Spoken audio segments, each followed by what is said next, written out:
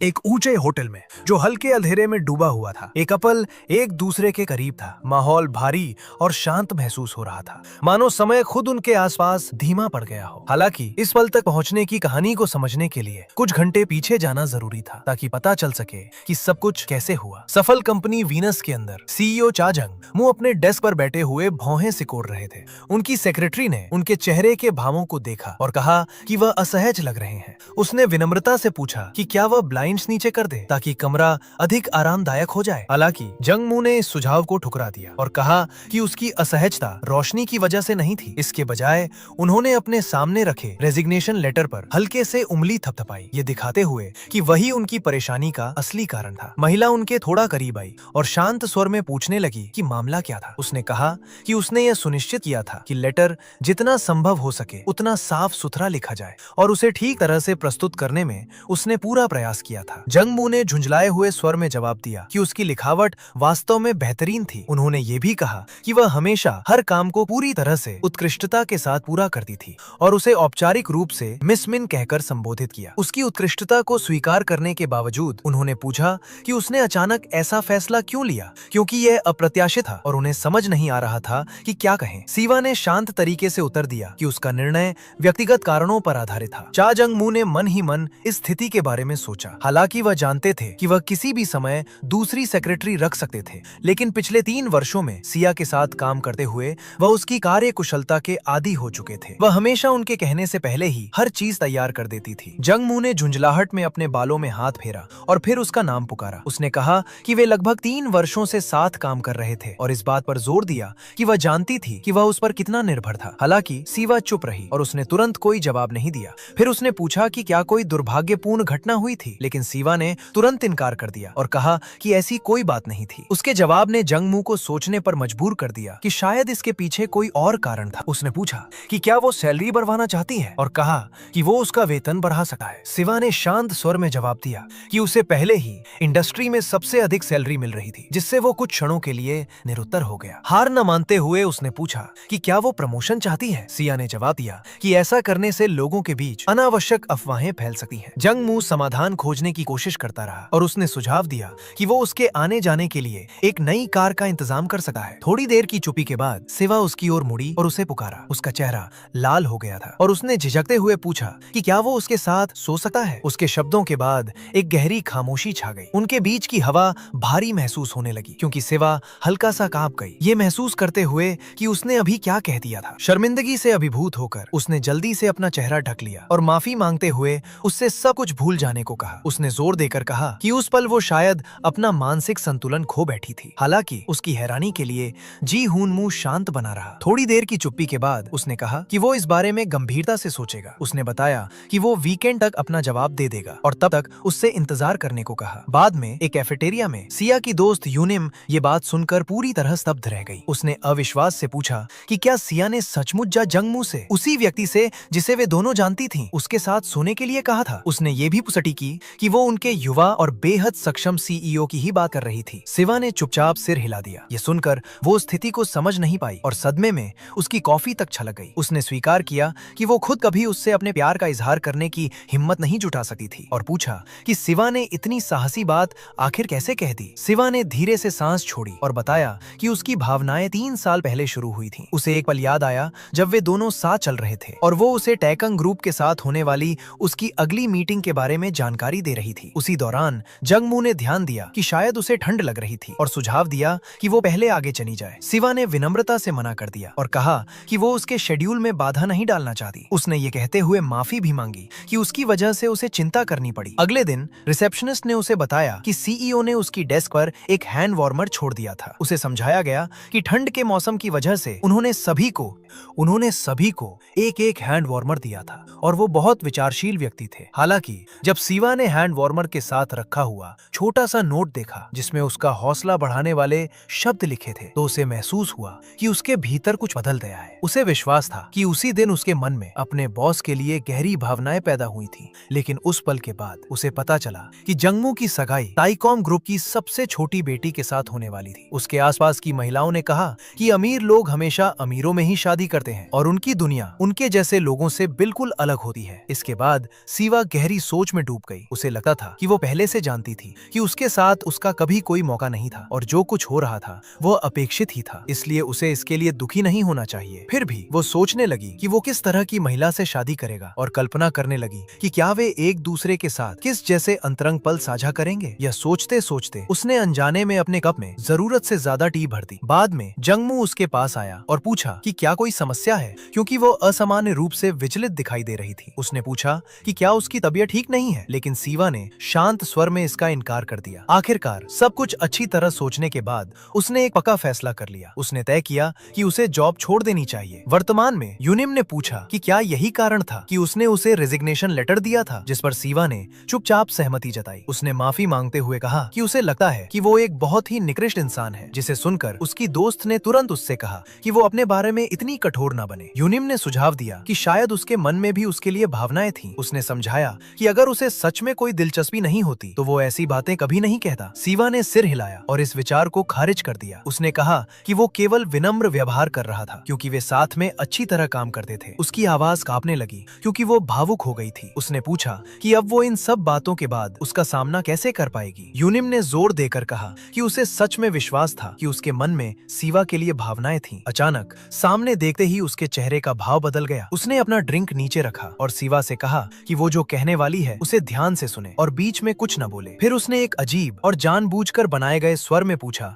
कि क्या सीवा सचमुच उससे मिलने से इनकार करने वाली थी। वो आगे बोली कि वो उससे डेट करना चाहती है क्योंकि वो लंबा, आकर्षक और शानदार व्यक्तित्व वाला व्यक्ति था। उसने ये भी कहा कि उसने उससे पहले कभी उसके जैसा आदमी नहीं देखा था। उसने बताया कि वो उसमें काफी दिलचस्पी रखता हुआ लगता है और उससे एक मौका मांगा। सीवा इस अचानक बदले हुए व्यवहार से उलझन में पड़ गई और पूछने लगी कि उसकी दोस्त आखिर करने क्या की कोशिश कर रही थी। इससे पहले कि वो कुछ समझ पाती, पीछे से एक आवाज आई। जंगमू वहां आ गया और उसने उसका नाम पुकारा। उसने कहा कि वो उसके मैसेजेस नहीं देख रही थी, जिस पर सीवा ने उससे माफी मांग ली। इसके बाद वे दोनों साथ में एलिवेटर में दाखिल हुए। फिर जंगमू ने काम की बात छेड़ी और पूछा कि टाइकॉन कंस्ट्रक्शन के साथ मीटिंग किस समय निर्धारित की गई थी। सीवा ने शांत स्वर में जवाब दिया कि मीटिंग शाम 5 बजे तय की गई थी। उसने पूछा कि क्या कोई जरूरी बात आ गई है और कहा कि अगर कॉल काम से जुड़ी है तो वो उसे उठा सकती है। सीवा ने शांतिपूर्वक इनकार किया और कहा कि कोई महत्वपूर्ण बात नहीं थी। फिर जंगमू ने पूछा कि उससे संपर्क कौन कर रहा था। ये सवाल सीवा को अचानक चौंका गया और वो कुछ पल के लिए रुक गई। उसने सोचा कि वो कभी भी उसकी निजी बातों के बारे में पूछने वाला व्यक्ति नहीं रहा था। हालांकि उसे अपनी ओर देखते हुए पाकर उसने हल्का सा चेहरा घुमा लिया और कहा कि कोई नहीं था। उसने अपने विचारों को संभालने की कोशिश की और खुद को याद दिलाया कि उसे उसकी हर बात का ज्यादा मतलब नहीं निकालना चाहिए। उसने खुद से कहा कि वो बस सामान्य जिज्ञासा के कारण पूछ रहा था। जैसे ही एलिवेटर के दरवाजे खुले, सिवा थोड़ा आगे बढ़ी और कहा कि वो पहले बाहर निकल जाएगी, लेकिन जंगमू ने उसे रोक दिया। वो आगे झुका और बटन दबा दिया, जिससे दरवाजे फिर से बंद हो गए। उस अचानक हरकत से माहौल तनावपूर्ण और शांत महसूस होने लगा। फिर उसने पहले कही गई उसकी बात का जिक्र किया। उसने कहा कि वो अभी अपना जवाब देने वाला है। ये सुनकर सिवा वहीं ठिठक गई और ध्यान से उसकी बात सुनने लगी। जंगमू ने शांत स्वर में कहा कि वो उसकी बात मान लेगा, लेकिन उसने एक शर्त भी रखी। उसने समझाया कि किसी निश्चित संख्या की कोई सीमा नहीं होगी। बात करते हुए वो थोड़ा और करीब झुक गया। इससे उनके बीच की दूरी और भी कम महसूस होने लगी। बाद में होटल में जंगमू ने सिया को अपने करीब खींच लिया। जैसे ही उनके होंठ एक दूसरे से मिले, जंगमू ने उसे गहराई से चूमा। सिया ने भी धीरे धीरे उसका जवाब दिया। उसे एलिवेटर में कही गई उसकी बात याद आ रही थी कि किसी संख्या की कोई सीमा नहीं होगी। ये विचार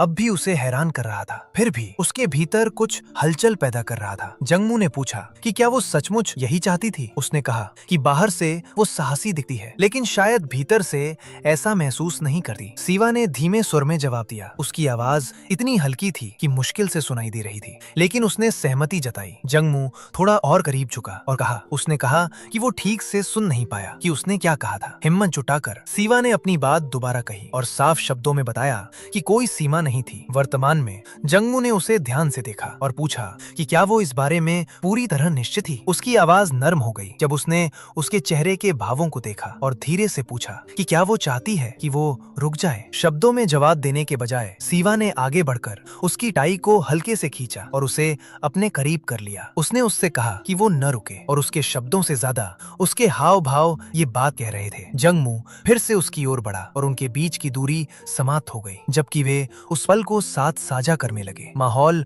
और गर्म हो गया और दोनों ने बिना किसी झिझक के हर पल का आनंद लेते हुए खुद को उस एहसास में बह जाने दिया। रात में सिवा एक टैक्सी के अंदर बैठी थी। उसने विरोध करते हुए कहा कि वो मीटिंग महत्वपूर्ण लग रही थी और पूछा कि क्या वो सचमुच निश्चित है कि उसे वहाँ उपस्थित होने की जरूरत नहीं है। बाहर खड़े जंगमू ने माफी मांगी और समझाया कि वो उसे खुद घर नहीं छोड़ सकता था। उसने उसे आश्वस्त किया कि वो सब कुछ स्वयं संभाल लेगा और उसे चिंता न करने के लिए कहा। उसने सुझाव दिया कि उसे थोड़ा आराम कर लेना चाहिए और ये भी कहा कि उसे पता है कि उसने आज उसे काफी परेशानी दी थी। शिवा ने बात को हल्के में टाल दिया, हालांकि उसका चेहरा हल्का सा लाल हो गया। फिर जंगमू को उसकी पहले की बात याद आई जब उसने कहा था कि वो इतनी थक चुकी है कि एक उंगली तक नहीं उठा सकी। ये सुनकर सिया ने हंसकर बात को टालने की कोशिश की। उसने एक साधारण सा बहाना बनाया और उससे कहा कि अगर उसे किसी चीज की जरूरत हो तो वो उसे कॉल कर सकता है। इसके बाद उसने उसे अलविदा कहा। जैसे ही टैक्सी चलने लगी, जंगमू ने उसकी नंबर प्लेट पर एक नजर डाली और चुपचाप उसे नोट कर लिया। फिर वहाँ से मुड़ गया। बाद में अपने अपार्टमेंट के अंदर सिया अपने टब में बैठी हुई गहरी सोच में डूबी थी। वो अपने मन में हुई सारी घटनाओं को बार बार दोहरा रही थी। वो खुद को अव्यवहारिक कह रही थी और सोच रही थी कि अब वो कैसे अगले दिन वो उसका सामना कैसे करेगी। यही सोचकर वो परेशान हो रही थी। उसके विचार बिखरे हुए महसूस हो रहे थे और वो धीरे धीरे खुद से बातें करने लगी। उसका मन फिर से जंगमू की ओर चला गया। उसे उसका चेहरा याद आया और ये भी कि उसका शरीर और एब्स कैसे दिखते थे। उस याद ने उसे बेचैन कर दिया और उसने तुरंत सिर झटक दिया। उसने हल्के से अपने गाल पर थपकी दी, मानो खुद को हकीकत में वापस लाने की कोशिश कर रही हो। उसी समय उसका फोन बजा, जिससे उसका ध्यान टूट गया। उसने फोन उठाया और देखा कि नवंबर कूपन क्लेम करने के बारे में कोई रैंडम मैसेज आया था, जिसे देखकर उसे उस पर काफी शक हुआ। थकी हुई सांस छोड़ते हुए वो अपने बेड पर गिर गई। उसने सोचा कि शायद वो अभी भी किसी महत्वपूर्ण मीटिंग में व्यस्त होगा। खुद को संभालने की कोशिश करते हुए उसने इस सच्चाई को स्वीकार कर लिया कि इस रिश्ते से आगे कुछ नहीं हो सका। उसने खुद को याद दिलाया कि वे कभी सच में साथ नहीं हो सकते और झूठी उम्मीदें पालना बेहतर नहीं होगा। उसने फैसला किया कि वो खुद को भावनात्मक रूप से इससे आगे नहीं जाने देगी। उसे लगा कि यही उसके लिए सबसे अच्छा विकल्प था। जब वो सो रही थी तभी उसका फोन अचानक फिर से बज उठा। वो झुंझलाकर करा उठी और सोचने लगी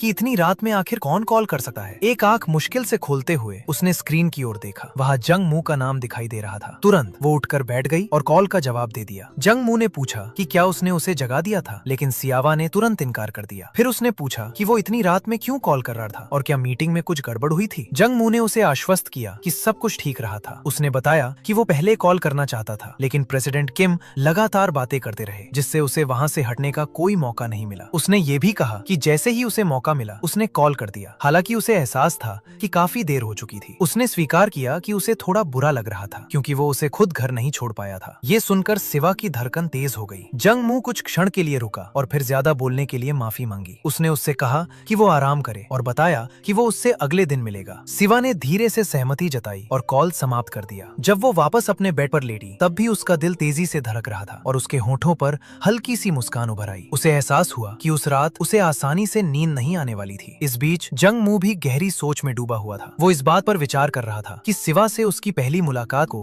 अब पूरे 3 साल हो चुके थे। समय के साथ युवा सीईओ और उसकी सेक्रेटरी को लेकर हमेशा अफवाहें फैलती रहीं, लेकिन ज्यादातर अफवाहें तब खत्म हो जाती थीं जब लोग उसकी प्रोफेशनलिज्म और कौशल को पहचान लेते थे। उन वर्षों के दौरान वे लगभग हर दिन साथ काम करते रहे थे और वो इस बात से इनकार नहीं कर सकता था कि उसके मन में उसके लिए कुछ भावनाएं थीं। फिर भी उसने हमेशा स्पष्ट सीमाएं बनाए रखी क्योंकि वो उसे अनावश्यक अफवाहों से बचाना चाहता था। नहाते समय उसने अपने विचारों को शांत करने की कोशिश की, लेकिन उसका चेहरा बार बार उसके मन में आता रहा। उसे वो पल याद आया जब उसने अपनी वो मांग रखी थी और वो याद उसके मन में बनी रही। उसे एहसास हुआ कि उसने उस पर उसकी उम्मीद से कहीं ज्यादा असर डाला था, जिससे वो बेचैन हो गया और धीरे से खुद से कुछ बुदबुदाने लगा। अगले दिन ऑफिस में शिवा हमेशा की तरह अंदर आई और बताया कि उसने दिन का शेड्यूल तैयार कर लिया है, साथ ही सुबह की मीटिंग के लिए जरूरी सभी डॉक्यूमेंट्स भी तैयार है। उसने उसका ब्रेकफास्ट भी टेबल पर रख दिया। सैंडविच और कॉफी हमेशा की तरह करीने से सजे हुए थे। उसने आगे बताया कि अनुरोध के अनुसार दोपहर वाली मीटिंग को फ्राइडे तक के लिए आगे बढ़ा दिया गया है। जोंगू ने उसे ध्यान से देखा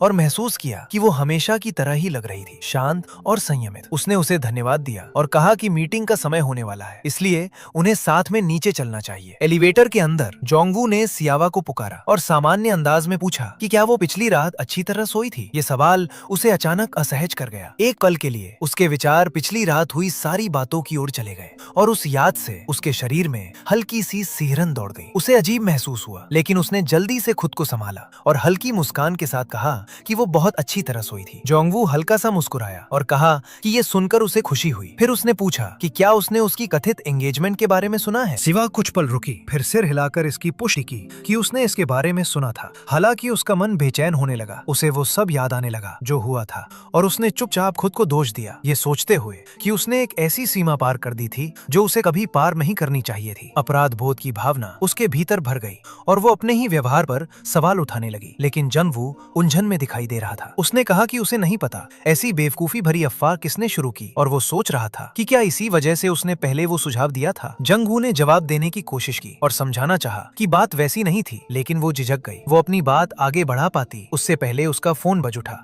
उसने जल्दी से माफी मांगी और एक तरफ हट गई, ये कहते हुए कि उसे एक पल चाहिए। जब उसने अपना फोन देखा तो उसे एंजल क्रिसमस एडिशन लॉन्च का नोटिफिकेशन दिखाई दिया, जिससे वो उलझन में पड़ गई। जंगवू ने उसकी ओर देखा और पूछा कि क्या कुछ गलत हुआ है या फिर ये काम से जुड़ी कोई बात है। सिवा ने सिर हिलाया और जवाब दिया कि ये बस एक निजी बात है। बाद में सिवा फिर से जंगवू के पास गई और विनम्रता से अगले दिन की छुट्टी मांगी। उसने इतने व्यस्त समय में छुट्टी मांगने के लिए माफी भी मांगी। जंगवू ने तुरंत उसे आश्वस्त किया और कहा कि इसमें कोई समस्या नहीं है। इसके बजाय उसने अपनी चिंता व्यक्त की, ये कहते हुए कि वो ठीक नहीं लग रही थी और कुछ उदास सी दिखाई दे रही थी। सिवा ने उसे भरोसा दिलाया कि वो इसका असर अपने काम पर नहीं पड़ने देगी और चुपचाप कमरे से बाहर चली गई। उसके जाने के बाद जोंगवू सोच में पड़ गया। उसे महसूस हुआ कि कुछ ठीक नहीं है। वो समझ सकता था कि वो पूरी तरह ठीक नहीं थी, भले ही वो बार बार ऐसा कह रही थी। बाद में बस में बैठी हुई सिवा खिड़की के बाहर देख रही थी। तभी परिचित विचार फिर से उसके मन में लौट आए। हर साल जब सर्दियां शुरू होती थी, वो अपने पिता से मिलने जाती थी। करेक्शनल फैसिलिटी में ये एक ऐसी आदत बन चुकी थी जिससे वो बच नहीं सकती थी, भले ही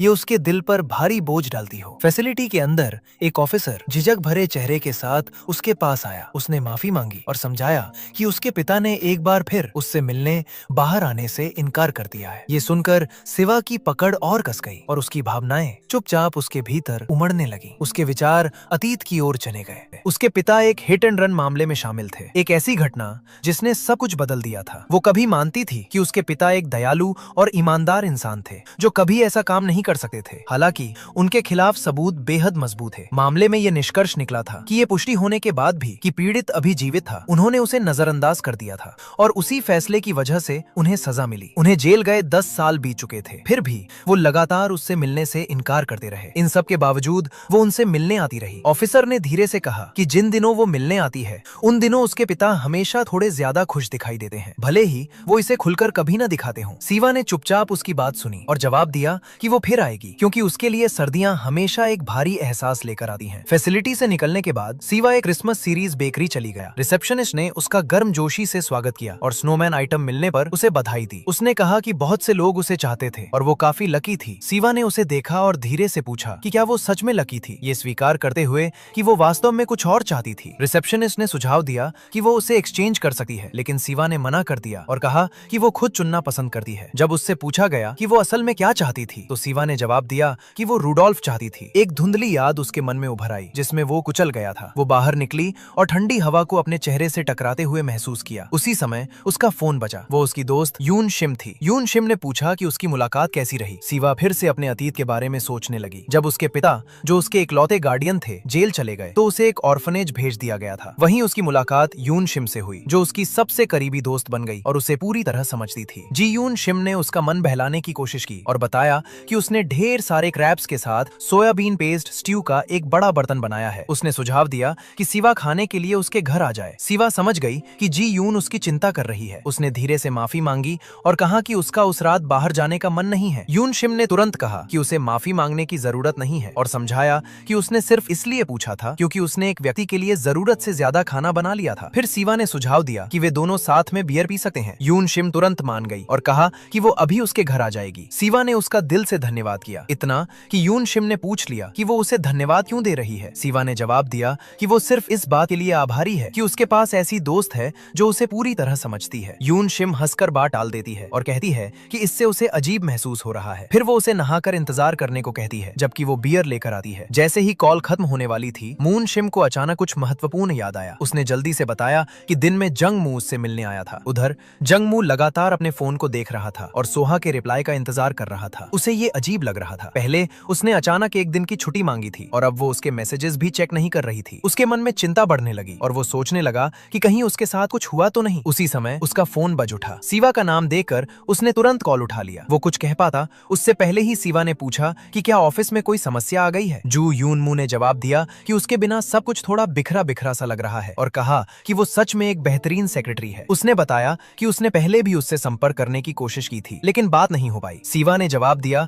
कि अगर कोई जरूरी बात हो तो वो दिन खत्म होने से पहले उसे संभाल लेगी। हालांकि जंगमू ने उसे भरोसा दिलाया कि सब कुछ ठीक है। उसने समझाया कि उसने सिर्फ इसलिए कॉल किया क्योंकि उसे उसकी अचानक छुट्टी के बारे में जिज्ञासा थी और वो जानना चाहता था कि वो ठीक है या नहीं। उसने ये भी कहा कि अगर वो नहीं बताना चाहती तो उसे कुछ समझाने की जरूरत नहीं है, लेकिन वो बस उसकी चिंता कर रहा था। सीवा ने शांति से जवाब दिया कि कोई गंभीर बात नहीं है और उसकी चिंता के लिए उसका धन्यवाद किया। अचानक सीवा के घर की डोरबेल लगातार बजने लगी, जिसकी आवाज पूरे अपार्टमेंट में गूंज गई। सीवा ने जल्दी से फोन पर माफी मांगी। जंगमू ने शांत स्वर में कहा कि वो शायद व्यस्त होगी और उसे आराम करना चाहिए। उसने ये भी कहा कि वो उससे अगले हफ्ते मिलेगा। कॉल खत्म होने के बाद जंगमू अपने सोफा पर पीछे की ओर टिक गया और हल्के हल्के अपनी उंगलियां थपथपाने लगा, जबकि उसके विचार भटकने लगे। वो सोचने लगा कि क्या इतनी देर रात उसे कॉल करना कुछ ज्यादा ही था। लेकिन दूसरी ओर उसे ये जानने की जिज्ञासा भी थी कि इतनी रात गए कौन उसके घर की डोरबेल इतनी जिद से बजा रहा था। अगले हफ्ते जब जंगमू ऑफिस में अपने काम की तैयारी कर रहा था तब उसने पास में दो कर्मचारियों को आपस में फुसफुसाते हुए सुना। उनमें से एक ने कहा कि लगता है सोलह का कोई नया बॉयफ्रेंड बन गया है। दूसरे ने सहमति जताई और कहा कि उसने अचानक फ्राइडे की छुट्टी भी ली थी। उन्होंने ये भी कहा कि वो काम के दौरान बार बार अपना फोन चेक करती रहती है, जो वो पहले कभी नहीं करती थी। साथ ही उन्होंने ये भी ध्यान दिया कि वो इन दिनों पहले से ज्यादा खुश दिखाई देती है। ये सब सुनकर जंगमू ठिठक गया। उनकी बातों ने उसे कुछ याद दिला दिया। उसे यून शिम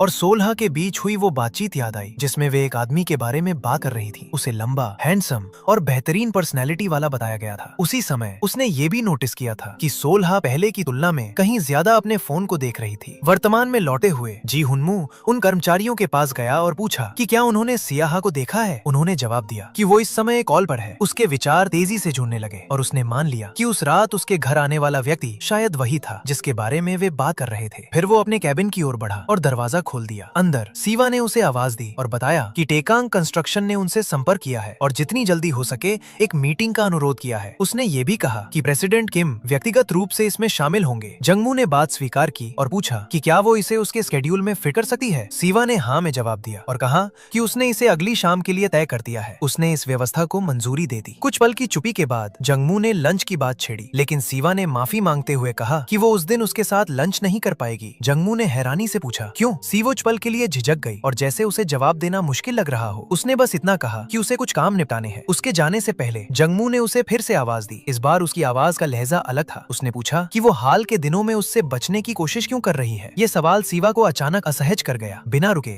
उसने अगला सवाल भी पूछ लिया। उसने पूछा कि क्या एक रात साथ बिताने के बाद अब उसका उससे मन भर गया है। जंगमू की इस बात से सीवा पूरी तरह उलझन में पड़ गई। वो सोचने लगी कि उसका उससे मन भर जाने से आखिर उसका क्या मतलब है। जंगमू ने आगे कहा कि उसने अचानक एक दिन की छुट्टी ले ली थी और अब वो अक्सर अपनी डेस्क भी पहले छोड़कर चली जाती है। उसने पूछा कि क्या यून शिम द्वारा बताए गए उस आदमी का उसकी इस फैसले में कोई असर था। उसने ये भी पूछा कि क्या उसी आदमी ने उसे उसके साथ लंच न करने के लिए कहा था। सीवा ये सुनकर हैरान रह गई और तुरंत सफाई देने की कोशिश करने लगी। उसने कहा कि शायद कोई गलतफहमी हो गई है। उसने समझाया कि वो अपनी डेस्क से जल्दी सिर्फ इसलिए उठी थी ताकि अगले दिन होने वाली मीटिंग के लिए रिजर्वेशन की व्यवस्था कर सके। जहाँ तक फ्राइडे की बात थी उसने कहा कि उसे बस एक निजी काम निपटाना था। उसने आगे कहा कि उसकी किसी से मुलाकात नहीं करवाई गई थी और वो नहीं जानती कि वो किस व्यक्ति की बात कर रहा है। फिर जंगमू ने उस व्यक्ति के बारे में पूछा जिसने उसके घर की डोरबेल बजाई थी। सीवा ने तुरंत जवाब दिया कि वो यून शिम थी। ये सुनकर जंगमू ने राहत की एक धीमी सांस ली और उसका नाम दोहराया जैसे वो खुद को इसकी पुष्टि कर रहा हो। कुछ क्षणों के लिए वो अपने विचारों में खोया हुआ दिखाई दिया। सीवा उसे देखती रही और सोचने लगी कि क्या वो सच में ये मान बैठा था कि उस रात के बाद वो उससे बच रही है। उसने कुछ कहने की कोशिश की लेकिन वो अपनी बात आगे बढ़ा पाती उससे पहले ही दरवाजे पर दस्तक हुई। एक कर्मचारी अंदर आया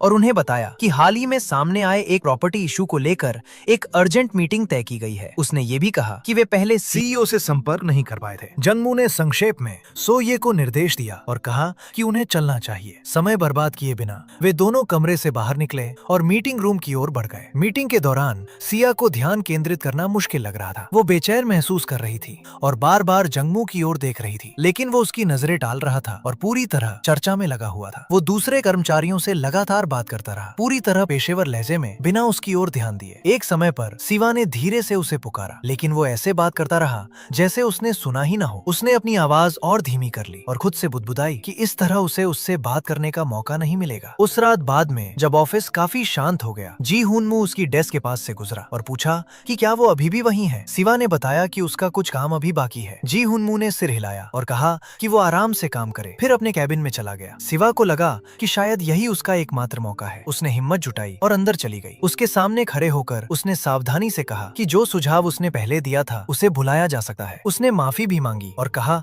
कि उसका इरादा उसे परेशानी में डालने का नहीं था। जंगमू ने उसकी ओर देखा और पूछा कि उसका क्या मतलब है। सिवा ने समझाया कि उस समय वो खुद पूरी तरह नहीं समझ पाई थी कि वो क्या कह रही थी और उसे लगा कि उस बात को पीछे छोड़ देना ही बेहतर होगा। हालांकि वो पीछे हट पाती उससे पहले जंगमू थोड़ा उसके करीब झुक गया और पूछा कि क्या वो सच में इतना निराशाजनक इंसान है। ये सवाल सुनकर सिवा खुद को घिरा हुआ महसूस करने लगी और तुरंत इनकार करते हुए बोली कि बात ऐसी नहीं है। फिर जंगमू ने पूछा कि आखिर उसके पास उसे दूर धकेलने की क्या वजह है। उसके शब्दों ने सिवा को कुछ पल के लिए पूरी तरह निश्शब्द कर दिया। थोड़ी देर की चुप्पी के बाद जी हुनमू ने एक अप्रत्याशित बात स्वीकार की। उसने कहा कि उसके मन में उसके लिए भावनाएं हैं। ये सुनते ही सिवा का चेहरा लाल हो गया। वो आगे बोला कि उसने उन भावनाओं को 3 साल तक अपने अंदर दबा कर रखा। उसने पूछा कि अगर वो उसके लिए कुछ महसूस नहीं करता तो वो ऐसी बात के लिए क्यों तैयार होता। सिवा उसके शब्दों को समझने की कोशिश करते हुए भावनाओं से भर गई। उसे एहसास हुआ कि वो इतने लंबे समय से चुपचाप उन भावनाओं को अपने भीतर लिए हुए था। फिर भी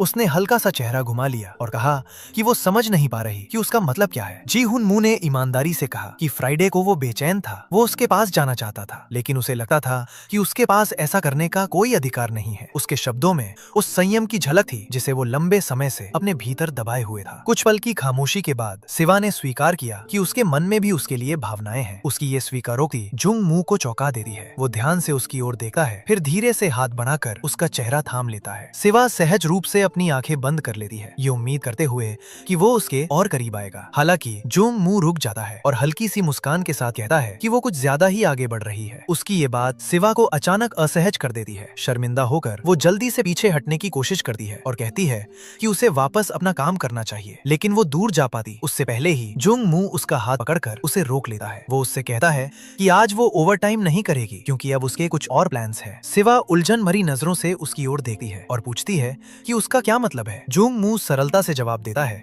कि ये एक ऐसा प्लान है जो अभी अभी बना है। दृश्य फिर होटल की ओर बदल जाता है जहाँ सिवा अपने दिल की धड़कनें तेज होती महसूस करती है। वो खुद से पूछती है कि आखिर वो पहले से भी ज्यादा नर्वस क्यों महसूस कर रही है। खुद को शांत करने की कोशिश करते हुए वो अपने विचारों को एक तरफ रखती है और जुंगमू के थोड़ा करीब चली जाती है। वो उसकी ओर हाथ बढ़ाती है और उनके बीच की दूरी कम कर देती है। जुंगमू शरारती भाव के साथ उसकी ओर देखता है और थोड़ा उसके करीब झुकता है। उनके बीच का माहौल और गहरा हो जाता है क्योंकि वे एक दूसरे के करीब आते हैं और साथ में एक और निजी पल साझा करने की तैयारी करते हैं। एक लंबी और अंतरंग रात के बाद अगली सुबह चुपचाप आ पहुंची। सिवा ने अपनी आंखें बंद रखी थीं, जबकि उसका दिल असमान गति से धड़क रहा था। वो स्थिर लेटी रही और अपने पूरे शरीर में हल्का दर्द महसूस कर रही थी। उसे साफ लग रहा था कि पिछली रात उन्होंने कई घंटे साथ बिताए थे और जैसे ही वो याद उसके मन में लौटी, उसका चेहरा शर्म से गर्म हो गया। शुरुआत में वो थोड़ा असमंजस में थी, लेकिन फिर उसे लगा कि सब कुछ समझ में आता है। उसने धीरे धीरे अपनी आंखें खोली और देखा कि जोंगमू अभी भी उसके बगल में सो रहा था। उसके चेहरे पर गहरी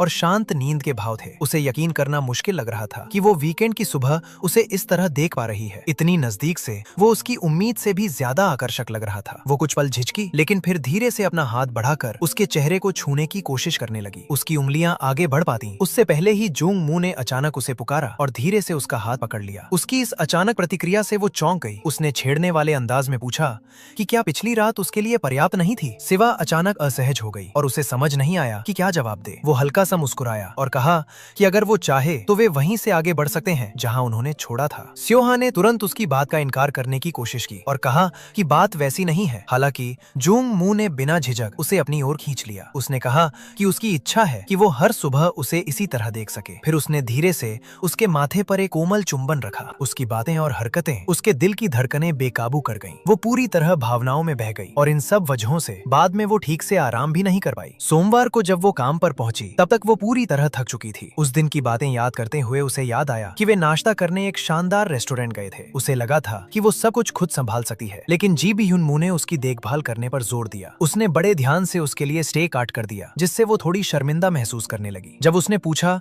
कि वो ऐसा क्यों कर रहा है तो उसने बस इतना कहा कि वो हमेशा उसके लिए ऐसा कुछ करना चाहता छियदर। उसकी ये बात सुनकर एक बार फिर उसका दिल तेजी से धड़कने लगा। अगला दिन रविवार काफी शांत तरीके से बीता। वे दोनों हाथ पकड़कर साथ में टहलते रहे। वो पल उसके लिए बहुत साधारण होते हुए भी बेहद खास था। उसके अपार्टमेंट से निकलने निकलने से पहले जी ह्यून-मू ने उसे याद दिलाया कि घर सुरक्षित पहुंचने के बाद उसे कॉल जरूर करे। उसकी ये परवाह बाद में भी उसके मन में बनी रही। वर्तमान में वापस आकर सोहा चुपचाप सुबकने लगी क्योंकि वो उन सारी बातों को याद कर रही थी। उसे ये सब किसी सपने जैसा लग रहा था। तभी पीछे से मूनसो ने उसे आवाज दी, जिससे उसके विचारों का सिलसिला टूट गया। मूनसो ने पूछा कि क्या उसने उसे कई बार बुलाने के बाद भी नहीं सुना। सोहा ने हल्का सा मुड़कर माफी मांगी और कहा कि उसका ध्यान कहीं और था। मूनसो ने उसे छेड़ते हुए देखा और कहा कि सोहा जैसी हमेशा सतर्क रहने वाली लड़की का इतना खोया खोया रहना काफी अजीब है। सोहा थोड़ा शर्मिंदा महसूस करने लगी और सोचने लगी कि वो पहले ही मूनसो को कितनी बातें बता चुकी है। उसे याद आया कि जब उसने पहले ये बताया था कि जंगमू उसके साथ रात बिताने के लिए तैयार हो गया था, तब कितनी अजीब स्थिति बन गई थी। सिर्फ वो याद ही उसे फिर से असहज करने के लिए काफी थी। मूनसो ने वो चुपचाप लेटी हल्के से उसके कंधे पर थपकी दी और पूछा कि क्या वो फिर उसी बारे में सोच रही है। फिर उसने उत्सुकता से पूछा कि क्या कोई अच्छी खबर है। सोहा कुछ पल के लिए झिझकी, लेकिन फिर साफ तौर पर शर्माते हुए उसने स्वीकार किया कि अब वे दोनों ऑफिशियली डेटिंग कर रहे थे। इनशिम तुरंत उत्साहित हो गई और पूछने लगी कि क्या सच में ऐसा हुआ है। दोनों साथ चलते हुए बातचीत करते रहे और उनकी आवाजों में हैरानी और उत्सुकता साफ झलक रही थी। उसी समय कहानी का दृश्य कोरियन इंटरनेशनल एयरपोर्ट की ओर बदल गया। एक सुनहरे बालों वाला आदमी वहां पहुंचा जो थोड़ा चिड़चिड़ा लग रहा था। आगे बढ़ते हुए वो फोन पर पूछ रहा था कि क्या उसके लिए वहां रुकना सच में जरूरी था। भीड़ के बीच से गुजरते समय एक बच्चा गलती से उसके सूटकेस से टकरा गया, जिससे वो नीचे गिर गया। उस आदमी के चेहरे पर साफ नाराजगी दिखाई दी। बिना ज्यादा परवाह किए उसने अपना सूटकेस वापस खींचा और आगे बढ़ गया। वहीं दूसरी तरफ बच्चा हल्की सी कराह के साथ रोने लगा। सुनहरे बालों वाले आदमी ने उस पर ज्यादा ध्यान नहीं दिया और अपनी कॉल जारी रखी। उसने लापरवाही से कहा कि जंगमू इन दिनों काफी अच्छा कर रहा है और काफी सक्सेसफुल भी दिखाई देता है। इसके बाद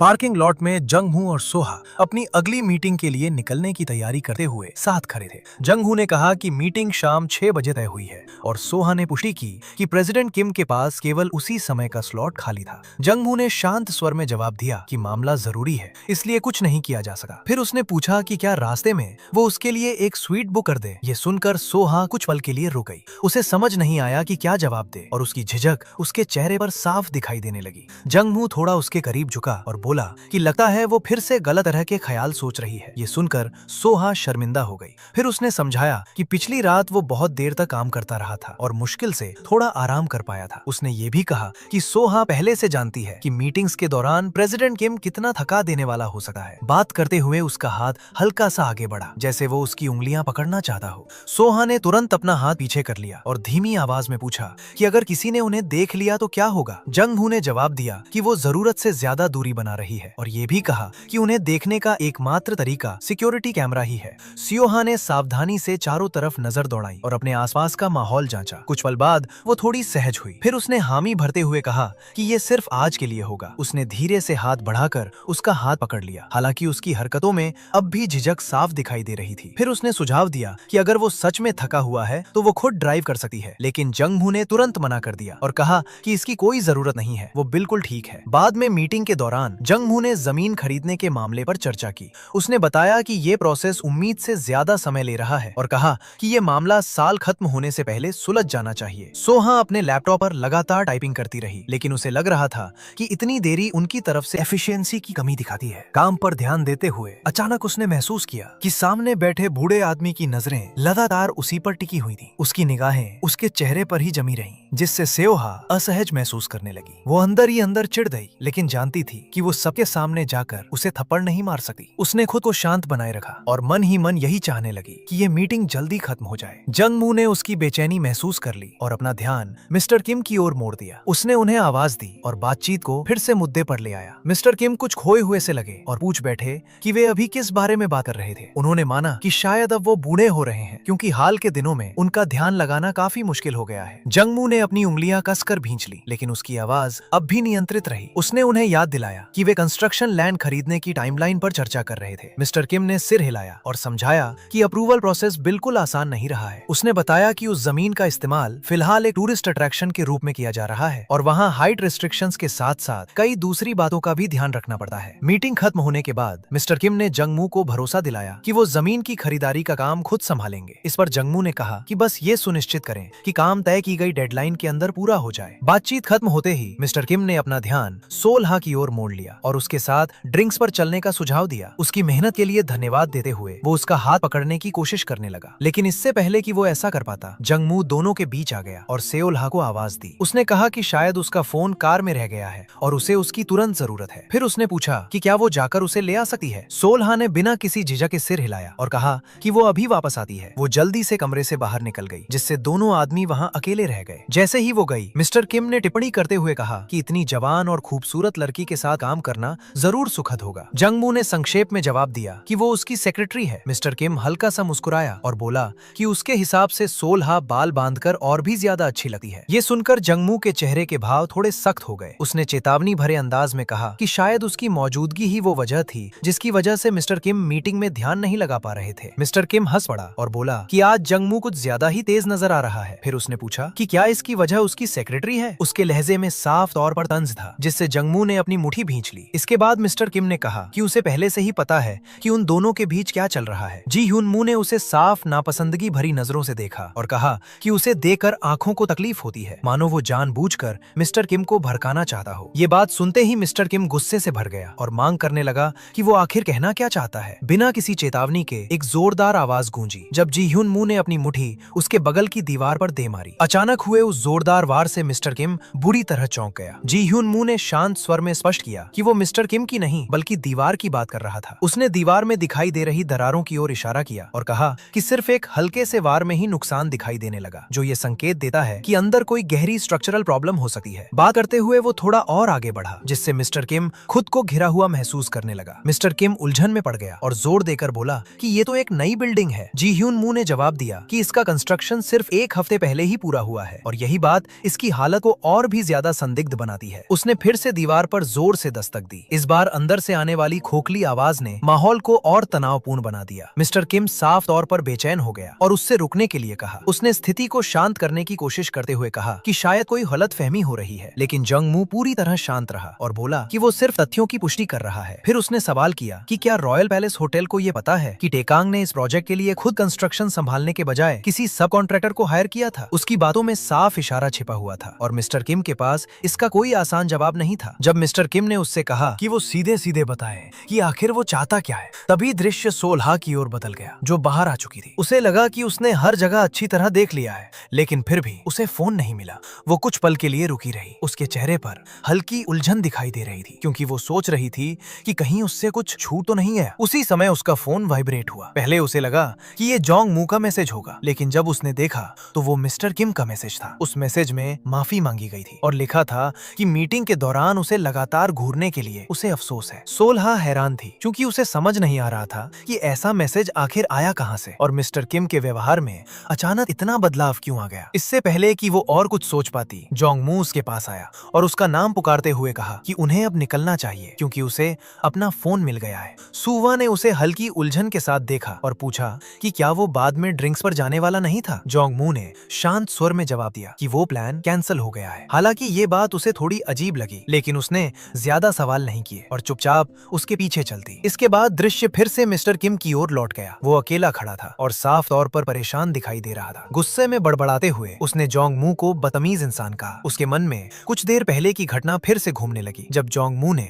उसे वो माफीनामा भेजने के लिए मजबूर कर दिया था। उसे याद आया कि जोंग मू ने उससे कहा था कि उसके पास सोलहा का बिजनेस कार्ड पहले से होना चाहिए। इसके बाद जोंग मू ने उसे आदेश दिया था कि वो उसी नंबर का इस्तेमाल करके सोलहा को एक मैसेज भेजे और फिर तुरंत उसका कॉन्टैक्ट डिलीट कर दे। शुरुआत में मिस्टर किम ने बहस करने की कोशिश की और कहा कि ये मांग कुछ ज्यादा ही लग रही है, लेकिन जू ह्यून मू के चेहरे के भाव साफ बता रहे थे कि इनकार करना कोई विकल्प नहीं था। जब जू ह्यून मू ने पूछा कि क्या वो उसके निर्देश को नजरअंदाज करने का इरादा रखता है, तो उसके लहजे का दबाव ऐसा था कि एक पल भी हिचकने की गुंजाइश नहीं बची। मिस्टर किम के अंदर गुस्सा उबलने लगा, लेकिन फिर भी उसने मन मारकर उसकी बात मान ली। इसके बाद उसकी झुंझलाहट और बढ़ गई। अचानक उसने ऊंची आवाज में अपने एम्प्लॉय को पुकारा और पूछा कि वो आखिर कहाँ था। उसकी आवाज में साफ चिढ़ दिखाई दे रही थी, क्योंकि वो जवाब का इंतजार कर रहा था। मिस्टर हान ने तुरंत जवाब दिया और बताया कि वो निर्देश के अनुसार यंग मास्टर को छोड़ने गया था। उसी समय एक और व्यक्ति आराम से कमरे में दाखिल हुआ और पूछा कि क्या आज भी दिन मुश्किल रहा। वो बिल्कुल बेफिक्र अंदाज में अंदर आया। मिस्टर किम के हाथों में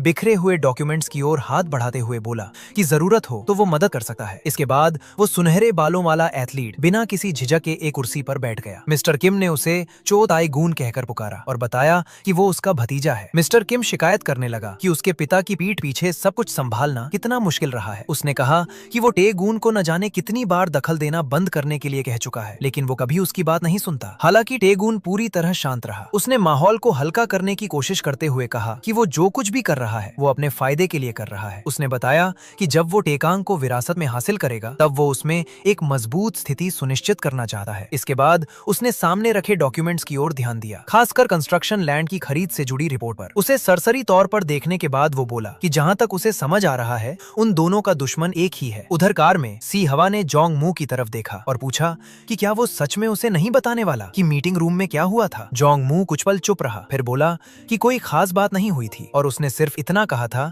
कि काम थोड़ा जल्दी पूरा किया जाए। सी हवा उसकी बात से पूरी तरह संतुष्ट नहीं लगी। उसने फिर पूछा कि क्या उसे पूरा यकीन है कि उसने मिस्टर किम पर माफी मांगने का दबाव नहीं डाला था। जोंग मू ने शांत स्वर में जवाब दिया कि शायद बाद में मिस्टर किम को खुद ही अपराध बोध महसूस हुआ होगा। उसने ये भी कहा कि वो पहले से जानती है कि ये प्रोजेक्ट कितना महत्वपूर्ण है और ऐसे दबाव में लोगों का ऐसा व्यवहार करना असामान्य नहीं होता। सीवा ने समझाने की कोशिश की कि वो प्रोजेक्ट की अहमियत समझती है, लेकिन उसने धीरे से उसे भविष्य में बेवजह की परेशानी खड़ी करने से बचने की सलाह दी। तभी उसकी नजर जंगमू के हाथ पर पड़ी। उसने चोट देखी और तुरंत घबरा कर पूछा कि उसके हाथ को क्या हुआ। उसकी आवाज चिंता से ऊंची हो गई और उसने पूछा कि क्या वो किसी से लड़ाई कर बैठा था। अपार्टमेंट पहुंचते ही सिवा का पूरा ध्यान उसकी चोट की देखभाल करने पर लग गया। वो सावधानी से उसके हाथ पर मरहम लगा रही थी और साथ ही कह रही थी कि वो पहले से जानती है कि प्रेसिडेंट किम किस तरह का इंसान है, इसलिए बेहतर होता कि वो उस बात को वहीं जाने देता। उसने एक बार फिर पूछा कि क्या उसने सच में उसे नहीं मारा था। जंगमू ने हल्का सा अपना चेहरा दूसरी ओर घुमाया और दोहराया कि उसने बस गलियारे की दीवार पर हाथ रगड़ लिया था। सिवा ने सिर हिलाते हुए कहा कि वो उसकी बात पर विश्वास कर लेगी क्योंकि वो जानती है कि वो बिना सोचे समझे कुछ करने वालों में से नहीं है। उसने आगे कहा कि अगर उसने सच में उससे लड़ाई की होती तो अब तक उन्हें कहीं ज्यादा गंभीर नतीजों का सामना करना पड़ रहा होता। इलाज करते हुए उसने जानबूझकर उसकी पकड़ थोड़ी कस दी। जंगमू ने धीरे से पूछा कि क्या वो थोड़ा और नरमी से नहीं कर सकती, लेकिन सिवा ने जवाब दिया कि वो चाहती है कि उसे थोड़ा दर्द महसूस हो। हालांकि उसकी आवाज में गुस्से से ज्यादा चिंता थी। जंगमू कुछ पल रुका, फिर हल्के से उसे छेड़ते हुए पूछा कि क्या उसे ऐसा ही पसंद है। उसकी ये बात सुनकर सिवा शर्मिंदा हो गई और उसने पूछा कि वो ऐसे समय में मजाक कैसे कर सकता है। जंगमू ने बेफिक्री से जवाब दिया कि वो बस जानना चाहता था और जरूरत पड़ने पर खुद को उसके हिसाब से ढाल लेगा। लेकिन बात पूरी करने से पहले ही दर्द की वजह से उसके मुंह से हल्की सी कराह निकल गई। ये सुनते ही सिवा ने तुरंत अपने हाथों को नरम कर लिया और कहा कि उसे उम्मीद है कि इस चोट का कोई निशान नहीं रह जाएगा। इसके बाद जंगमू ने बात का रुख उसकी ओर मोड़ दिया। उसने धीरे से उसका हाथ थामा और पूछा कि क्या वो ठीक है। सिवा ने जवाब दिया कि वो बिल्कुल ठीक है। हालांकि अंदर ही अंदर वो थोड़ा परेशान थी क्योंकि उसे लग रहा था कि वो उसे कई बार पहले ही भरोसा दिला चुकी है। एक पल के लिए उसके मन में उसे डांटने का ख्याल आया, लेकिन उसने ऐसा नहीं किया। तभी जंगमू ने स्वीकार किया कि प्रेसिडेंट किम के बारे में फैली हुई खराब अफवाहों का पता चलने के बाद उसे और ज्यादा सावधान रहना चाहिए था। उसने ईमानदारी से माफी मांगी और अफसोस जताया कि वो मीटिंग के दौरान उसकी बेहतर तरीके से रक्षा नहीं कर पाया। सिवा ने सिर हिलाकर कहा कि माफी मांगने की कोई जरूरत नहीं है, लेकिन जंगमू ने जोर देकर कहा कि अगर भविष्य में कभी भी कोई बात उसे असहज महसूस कराए तो उसे तुरंत बता देना चाहिए। सिवा ने उसकी बात मान ली, लेकिन साथ ही उससे वादा करने को कहा कि वो दोबारा बेवजह की परेशानी खड़ी नहीं करेगा। जंगमू ने उसे हल्की जिज्ञासा से देखा और पूछा कि क्या उसने सच में उस पर इतना बुरा प्रभाव छोड़ा है। सीधा जवाब देने के बजाय सिवा खड़ी हो गई और बोली कि अब उसे घर जाना चाहिए। जंगमू थोड़ा हैरान दिखा और पूछा कि क्या वो सच में उसे अकेला छोड़कर जाने वाली है। सुहो थोड़ा असहज हो गई और बोली कि अगले दिन उन दोनों को काम पर भी जाना है। जंगमू ने अपनी टाई ढीली करते हुए कहा कि जहाँ तक उसे याद है उनके बीच ऐसी कोई सख्त सीमाएं नहीं थी। उसकी बात सुनकर जंगवार शर्मिंदा हो गई क्योंकि उसे उनकी पहले की बातचीत याद आ गई। वो कुछ पल झिझकी। एक तरफ वो रुकने के बारे में सोच रही थी, लेकिन दूसरी तरफ उसे अगले दिन की थकान की भी चिंता थी। तभी जोंगमू ने कहा कि अगर वो रुकती है तो शायद थकान महसूस करे, इसलिए वह उसे घर छोड़ देगा। सिवा ने उसे रोकने की कोशिश की और कहा कि वो खुद चली जाएगी, उसे चिंता करने की जरूरत नहीं है। लेकिन इससे पहले कि वो उससे दूर हो पाती, जोंगमू ने धीरे से उसे अपनी ओर खींच लिया और उसे अपनी गोद में बैठा लिया। हल्की मुस्कान के साथ उसने पूछा, जब मैं तुम्हें जाने देने के लिए तैयार था तो तुम बार बार मुझे वापस क्यों आकर्षित कर रही हो। सिवा उसके चेहरे की ओर देखने लगी और थोड़ा घबरा गई। उसे लगा कि ये सवाल तो उसे जोंगमू से पूछना चाहिए था। जोंगमू थोड़ा झुका और उसने उसे हल्के से चूम लिया। फिर उसने दोबारा पूछा कि क्या उसे अब भी लगता है कि वो अगले दिन बहुत थक जाएगी। सोलहे कुछ पल झिझकी, फिर धीरे से पूछा कि क्या वह उसके कपड़े उतार सकती है। ये सुनकर जोंगमू थोड़ा हैरान हो गया। उसके होठों से हल्की सी हंसी निकल गई, जिससे सिवा ने पूछा कि वो हंस क्यों रहा है। जोंगमू ने जवाब दिया कि उसे उसका ये इशारा अच्छा लगा। जैसे ही सिवा उसकी शर्ट के बटन खोलने लगी, उसे शर्म महसूस होने लगी और एक पल के लिए उसने सोचा कि शायद उसे ऐसा नहीं कहना चाहिए था। लेकिन जोंग मू ने धीरे से उसे सोफे पर लिटा दिया और समझाया कि मीटिंग्स के दौरान की तरह वो उसके सामने हमेशा धैर्य बनाए नहीं रख पाता। उसने शांत स्वर में कहा कि वो केवल उसकी सहमति से ही आगे बढ़ेगा, क्योंकि वो उसे किसी भी तरह असहज महसूस नहीं कराना चाहता। ये सुनकर सीहुआ का दिल तेजी से धड़कने लगा। कुछ पल की चुप्पी के बाद उसने धीरे से सिर हिलाकर अपनी सहमति दे दी। इसके बाद माहौल धीरे धीरे और भी नरम हो गया और उनके बीच की दूरी एक बार फिर मिटने लगी। वो रात अपनापन और गर्मजोशी से भरी हुई थी और दोनों एक दूसरे के साथ बिताए गए उस खास पल में पूरी तरह खो गए। अगले दिन सीहुआ पूरी एकाग्रता के साथ अपनी डेस्क पर बैठी हुई थी और अपने लैपटॉप पर तेजी से टाइप कर रही थी। उसकी रफ्तार और सटीकता ने आसपास के कर्मचारियों का ध्यान खींच लिया, जो उसकी इस गंभीरता को देखकर हैरान थे। वो अपनी नजरें लगातार स्क्रीन पर टिकाए हुए थी और पूरी तरह अपने काम में डूबी हुई थी। अपने मन ही मन वो खुद को याद दिला रही थी कि उसे सिर्फ अपने काम पर ध्यान देना है और किसी दूसरी बात के बारे में नहीं सोचना है, खासकर पिछली रात की घटनाओं के बारे में। इसी बीच जोंग मू कुछ दूरी से चुपचाप उसे देख रहा था। कुछ देर बाद दोनों साथ में एलिवेटर में दाखिल हुए। जैसे ही एलिवेटर के दरवाजे बंद हुए, जोंग मू थोड़ा उसके करीब झुका और धीमी आवाज में कहा कि उसने उसे एक बार भी उसका हाथ पकड़ने का मौका नहीं दिया। सीहुआ ने भी धीरे से जवाब दिया कि वे अभी ऑफिस में हैं और वैसे भी उन्हें साथ हुए अभी सिर्फ एक हफ्ता ही हुआ है। जोंग मू ने पूछा कि क्या इससे सच में कोई फर्क पड़ता है। उसने रोमियो और जूलियट का उदाहरण देते हुए कहा कि वे सिर्फ 5 दिनों तक ही प्यार में थे, फिर भी उन्होंने साथ में बहुत कुछ झेला। सीहुआ ने जवाब दिया कि उनकी कहानी अलग थी, क्योंकि उन्हें पहली नजर में ही प्यार हो गया था। जोंग मू ने तुरंत कहा कि उसके साथ भी बिल्कुल ऐसा ही हुआ था। उसकी ये बात सुनकर सीहुआ चौंक गई। उसकी प्रतिक्रिया देकर उसने कहा कि अगर उसे उसकी बात पर यकीन नहीं है तो वो डायरेक्टर किम से पूछ सकती है। उसने समझाया कि कंपनी में उसके आने के बाद उसके व्यवहार में साफ बदलाव आ गया था। सीहुआ ने संदेह भरी नजरों से उसकी ओर देखा और याद दिलाया कि शुरुआत में वो उसके साथ बहुत बुरा व्यवहार करता था, यहाँ तक कि उसने उसे बदसूरत भी कहा था। जोंग मू ने स्वीकार किया कि उस समय उसने बहुत बचकाना व्यवहार किया था। उसने समझाया कि उसके लिए अपनी भावनाओं को छिपाना आसान नहीं था और उसने उसे भरोसा दिलाया कि अब वो उसके प्रति पूरी तरह गंभीर है। उसने सीहुआ से थोड़ा धैर्य रखने को कहा, क्योंकि वो अपने पुराने व्यवहार पर विचार कर रहा है और उसके लिए एक बेहतर इंसान बनने की कोशिश कर रहा है। फिर उसने उससे पूछा कि क्या उसे उसके लिए जरा भी सहानुभूति महसूस नहीं होती, जबकि उसने इतने लंबे समय तक अपनी भावनाओं को छिपा कर रखा था। ये कहते हुए उसने धीरे से उसका हाथ थाम लिया। उसने सीहुआ से वादा करने को कहा कि वो भविष्य में उसे छोड़कर नहीं जाएगी। साथ ही उसने भरोसा दिलाया कि ऑफिस में रहते हुए वो खुद पर काबू रखने की पूरी कोशिश करेगा। सीहुआ ने उसकी ओर देखा और धीरे से कहा कि वो उसे कभी जाने नहीं देगी। फिर उसने उससे भी कहा कि वो भी उसे छोड़ने के बारे में कभी न सोचे। जोंग मू हल्के से मुस्कुराया और मजाक में बोला कि उसकी बातें सुनकर लग रहा है कि अगर उसने कभी उसे छोड़ने की कोशिश की तो वो सच में उसे मार ही देगी। सीहुआ ने पूरे आत्मविश्वास के साथ जवाब दिया कि हाँ, वो ऐसा ही करेगी। उसी समय एलिवेटर के दरवाजे खुल गए। इसके बाद सीहुआ ने बताया कि अगले दिन होने वाली मीटिंग इंचोन में आयोजित की जाएगी। लेकिन जैसे ही उसने सामने देखा, उसने नोटिस किया कि जोंग मू अचानक रुक गया था। उसकी नजर का पीछा करते हुए सीहुआ ने देखा कि उनके सामने एक महिला खड़ी थी। जोंग मू के चेहरे पर साफ झुंझलाहट दिखाई दे रही थी। उसने उस महिला से पूछा कि वो वहाँ क्या कर रही है और उसे माँ कहकर संबोधित किया। कमरे के अंदर मिसेस चा खुश दिखाई दे रही थी। उन्होंने धीरे से चाय का कप उठाया और कहा कि चाय की खुशबू बहुत अच्छी है। उन्होंने कहा कि ये बहुत अच्छा चुनाव है और सीहुआ की पसंद की तारीफ की। जोंग मू ने उन्हें संयमित भाव से देखा और पूछा कि वो वहाँ क्या कर रही हैं। मिसेस चा ने हल्के अंदाज में जवाब दिया और पूछा कि क्या वो कम से कम मुस्कुरा भी नहीं सकता, जबकि उन्हें मिले पूरे 3 साल हो चुके हैं। जोंग मू ने शांत स्वर में उन्हें सुधारते हुए कहा कि उन्हें मिले ठीक 2 साल हुए हैं। मिसेस चा ने समझाने की कोशिश की कि भले ही वो 3 साल पहले यूनाइटेड स्टेट्स चली गई थी, लेकिन जोंग मू ने धीरे से आह भरते हुए उन्हें फिर से याद दिलाया कि उसके दोस्त की शादी 2 साल पहले हुई थी। मिसेस चा कुछ पल के लिए रुक गईं, फिर मान लिया कि वो सही कह रहा है। उन्होंने कहा कि उन्हें यकीन नहीं हो रहा कि वो ये बात भूल गईं। जोंग मू ने जवाब दिया कि शायद ऐसा इसलिए है क्योंकि वो पल उनके लिए इतना महत्वपूर्ण नहीं था। मिसेस चा हल्के से कराह उठी और उससे इस तरह की बातें न करने के लिए कहा। उन्होंने समझाया कि अब उनकी उम्र बढ़ रही है और कभी कभी उनसे बातें भूल जाती हैं। जोंग मू ने बात बदलते हुए पूछा कि चेयरमैन कैसे हैं। मिसेस चा ने जवाब दिया कि वो ठीक है। हालांकि उन्हें याद आया कि हर सर्दियों में उन्हें बहुत बुरा जुकाम हो जाया करता था। जोंग मू ने उन्हें आश्वस्त करते हुए कहा कि अभी भी सब कुछ पहले जैसा ही है, इसलिए उन्हें चिंता करने की जरूरत नहीं है। इसके बाद उसने पूछा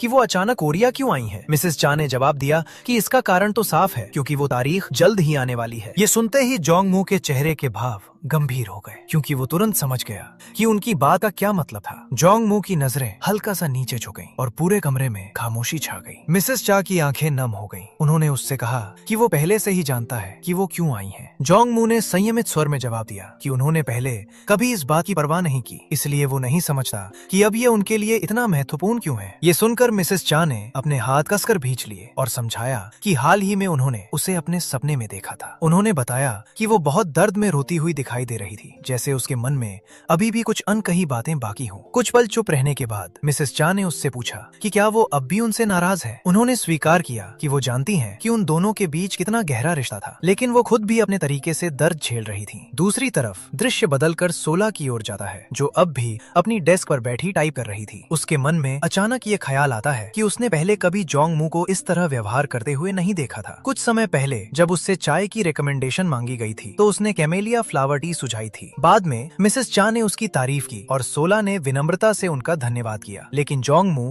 पूरे समय गंभीर चेहरा बनाए रहा और उसने सोला को वापस काम पर लौटने के लिए कहा। सोला ने बिना कोई सवाल किए उसकी बात मान ली। फिर भी उसे महसूस हो रहा था कि जोंग मू और उसकी माँ के बीच का रिश्ता कुछ अजीब और दूर दूर सा लग रहा था। तभी अचानक फोन की घंटी बज उठी। सोला ने तुरंत फोन उठाया और ध्यान से दूसरी तरफ की बात सुनने लगी। बात सुनते ही वो चिंतित हो गई, क्योंकि उसे लगा कि शायद जोंग मू को फिर से माइग्रेन का दौरा पड़ा है, जबकि उसने हाल ही में दवा भी ली थी। इसके बाद सोला ने एक कप वर्वेन टी तैयार की और उसे जोंग मू के पास ले गई। उसने बताया कि उसने ये चाय पहले से ही रख छोड़ी थी, क्योंकि उसने सुना था कि ये मददगार होती है। जोंग मू ने चाय स्वीकार की और उसका धन्यवाद किया। इसके बाद उसने दवा के बारे में पूछा। सोला ने बताया कि उसने वो दवा पहले ही खरीद ली थी और उनकी बातचीत के बीच आने के लिए माफी भी मांगी। मिसेस चा ने नरमी से उसकी चिंता को नजरअंदाज करते हुए कहा कि उसे इसकी चिंता करने की जरूरत नहीं है। सोला ने दवा उसे दे दी, लेकिन साथ ही सलाह दी कि वो अभी दवा न ले, क्योंकि पिछली खुराक लिए अभी ज्यादा समय नहीं हुआ था। इसके बाद सोला ने विनम्रता से मिसेस चा को झुककर अभिवादन किया और कहा कि अब वो चलती है। फिर वो कमरे से बाहर निकल गई। बाहर आते ही सोला ने राहत की एक लंबी सांस ली। उसने सोचा था कि इस बार शायद वो थोड़ा सहज महसूस करेगी, लेकिन उसकी घबराहट अब भी बनी हुई थी। वो सोचने लगी कि जोंग मू की माँ से मिलना उसके लिए इतना अजीब क्यों लगता है, खासकर इसलिए क्योंकि जोंग मू शायद ही कभी उनके बारे में बात करता था। कमरे के अंदर का माहौल अब भी भारी लग रहा था और इस बात ने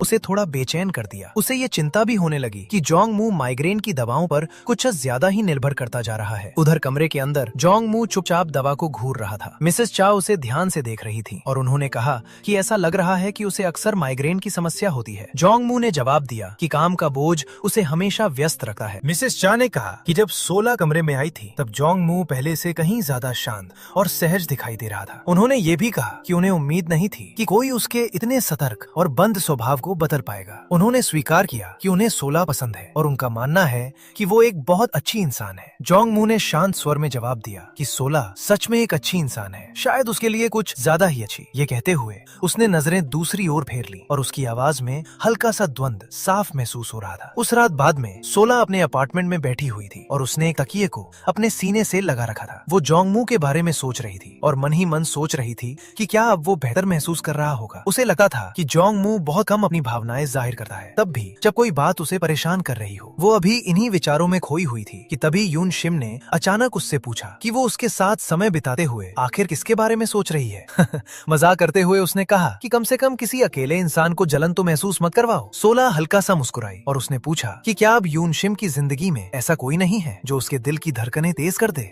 यून शिम ने जवाब दिया कि वो ऐसी भावनाएं बहुत पहले ही भूल चुकी है। इसके बाद उसने प्यार से सोला को गले लगा लिया और कहा कि उसे बहुत खुशी है कि आखिरकार सोला ने उस इंसान के साथ अपने रिश्ते को सुलझा लिया जिसे वो पसंद करती है। उसी समय टेलीविजन पर एक इमरजेंसी ब्रॉडकास्ट दिखाई देने लगा। उसमें चेतावनी दी जा रही थी कि बर्फीले तूफान की वजह से सड़कें फिसलन भरी हो गई हैं और सभी लोगों को घर लौटे समय सावधानी बरतनी चाहिए। जी ह्यून की बहन उठकर खड़ी हो गई और उसने चैनल बदल दिया। वो शिकायत करते हुए कहने लगी कि सर्दियों में बहुत ज्यादा कपड़े पहनने पड़ते हैं। सीवा ने उसकी बात से सहमति जताई और धीरे से कहा कि साल का वो समय फिर से आ गया है। उधर जोंग मू अपने कमरे में अकेला बैठा था और अपना सिर पकड़े हुए था, क्योंकि धीरे धीरे उसका माइग्रेन फिर से बढ़ने लगा था। उसके मन में अपनी माँ की वो बात बार बार घूम रही थी जिसमें उन्होंने कहा था कि इस साल उन्हें साथ चलना चाहिए। उसे अपनी माँ का वो सपना भी याद आया जिसमें उन्होंने बताया था कि वो रोती हुई दिखाई दी थी, जैसे उसके मन में अभी भी कुछ अनकही बातें बाकी हों। उसके विचार और पीछे 10 साल पहले की एक बर्फीली सुबह की ओर चले गए। उस दिन एक शराबी ड्राइवर की वजह से हिट एंड रन एक्सीडेंट हुआ था। मामले का अंत सिर्फ एक सजा के साथ हो गया, जबकि ड्राइवर ये जानते हुए भी कि पीड़ित अभी जिंदा था उसे वहीं छोड़कर चला गया था। वो याद आज तक उसके मन में बसी हुई थी। शायद यही कारण था कि वो कितना भी व्यस्त क्यों न हो, हमेशा खुद ही गाड़ी चलाना पसंद करता था। फिर उसकी नजर अपनी बहन ही यून यंग की तस्वीर पर पड़ी। उसके चेहरे के भाव नरम पड़ गए और वो चुपचाप सोचने लगा कि आखिर वो सपने में रोती हुई क्यों दिखाई दी। वो सोचने लगा कि क्या वो इसलिए अकेलापन महसूस कर रही है क्योंकि हर साल सिर्फ वही उससे मिलने जाता है, या फिर कोई और बात है जो उसे परेशान कर रही है। चिंता बढ़ने पर उसने अपना फोन उठाया और किसी को कॉल किया। दूसरी तरफ से किसी ने फोन उठाया। जोंगमू ने गंभीर आवाज में कहा कि क्या वे कुछ देर बात कर सकते हैं। फोन के दूसरी ओर मौजूद व्यक्ति ने अचानक आए इस कॉल की वजह पूछी। इसके बाद जोंगमू ने अपने पिता से पूछा कि क्या वो उस वीकेंड में व्यस्त हैं। उसके पिता ने जवाब दिया कि उनकी टेकऑंग के चेयरमैन के साथ एक गोल्फ मीटिंग तय है। उन्होंने कहा कि भले ही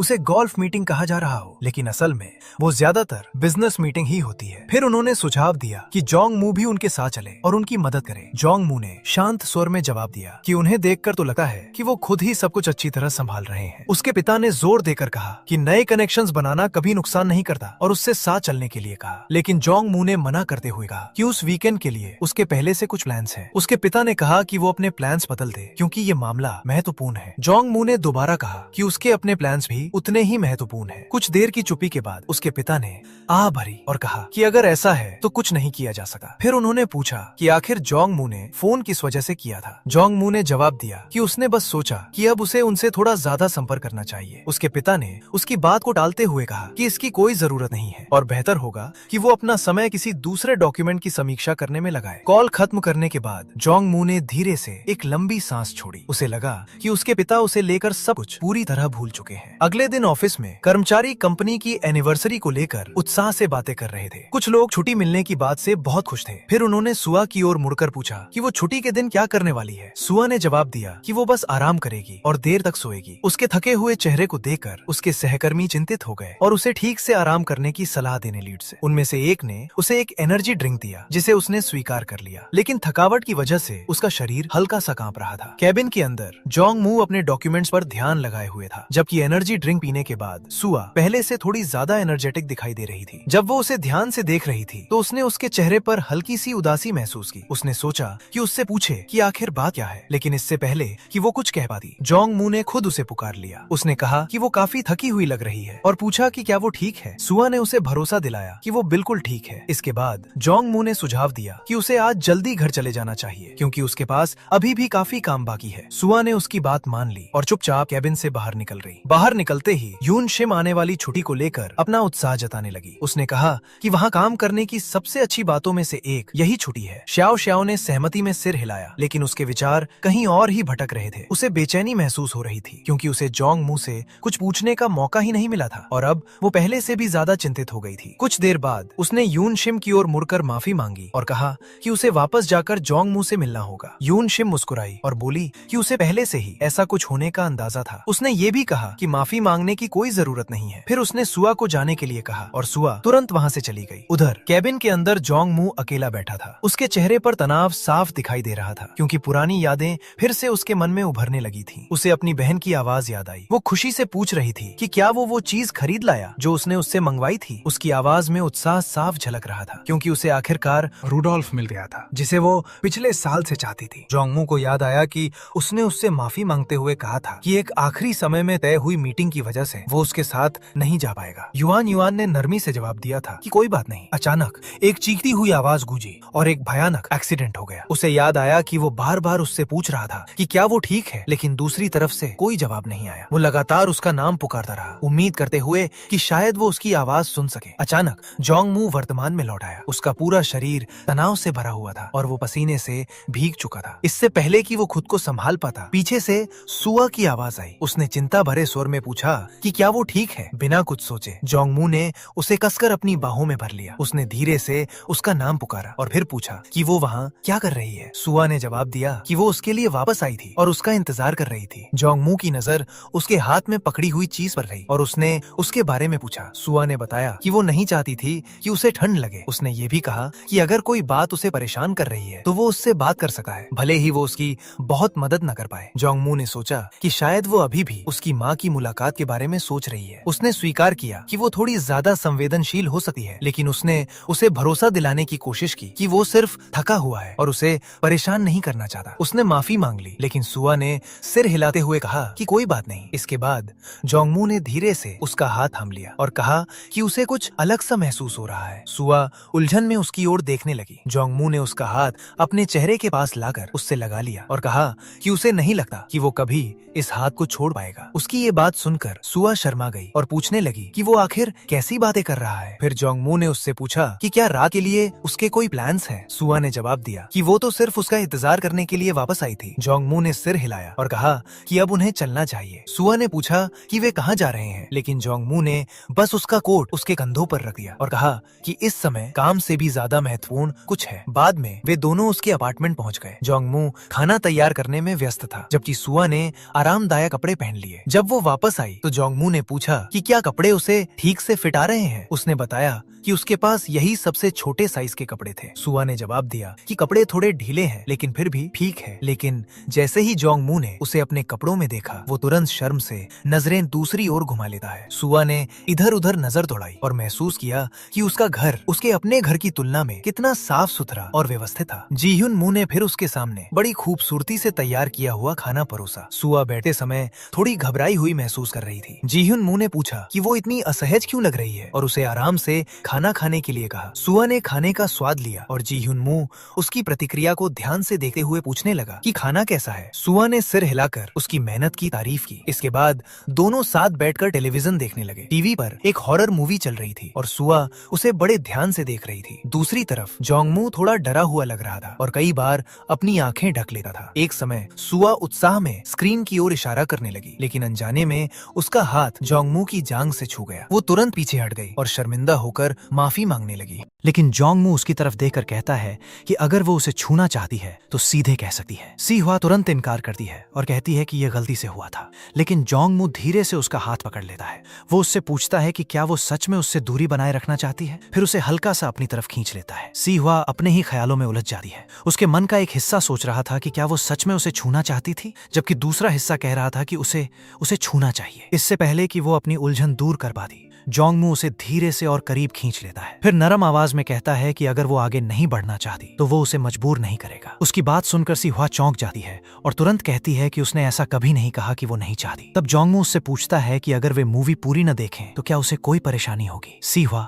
चुपचाप सहमति में सिर हिला देती है। कुछ ही पल बाद वो थोड़ा आगे झुकती है और उसके गाल पर हल्का सा किस कर देती है। इसके जवाब में जोंगमू प्यार से उसकी ठुड्डी को छूता है, उसके करीब आता है और दोनों के बीच की दूरी मिटाते हुए उसे किस करता है। वो उसे धीरे से अपनी बाहों में खींच लेता है। उनके बीच की खामोश झिझक धीरे धीरे अपनापन बन जाती है। पूरी रात दोनों एक दूसरे के साथ बिताते हैं और उनके बीच बिना कुछ कहे एक गहरा भरोसा और सुकून पैदा हो जाता है। अगली सुबह का माहौल इसके मुकाबले काफी शांत महसूस होता है। सी हुआ रसोई के पास खड़ी होकर धीरे धीरे पानी पी रही थी। तभी जोंगमू पीछे से आकर उसे अपनी बाहों में भर लेता है। वो उससे पूछती है कि आखिर वो कब तक ऐसे ही रहेगा। जोंगमू हल्के अंदाज में जवाब देता है कि पिछली रात उसने खुद को काफी थका लिया था, इसलिए अब वो बस उससे थोड़ा सहारा ले रहा है। वो आगे कहता है कि उसे ये नहीं भूलना चाहिए कि पिछली रात पहल उसी ने की थी। ये सुनते ही सी हुआ तुरंत उसका मुंह बंद करने की कोशिश करती है और कहती है कि ऐसा बिल्कुल नहीं हुआ था जैसा वो बता रहा है। जोंगमू उसे छेड़ते हुए पूछता है कि क्या उसे इतनी बेझिझक छूना अच्छा लगा था। वो नजरें झुका लेती हैं, अपनी शर्म छिपा नहीं पाती और कहती है कि वो फिर से उसे चिढ़ा रहा है।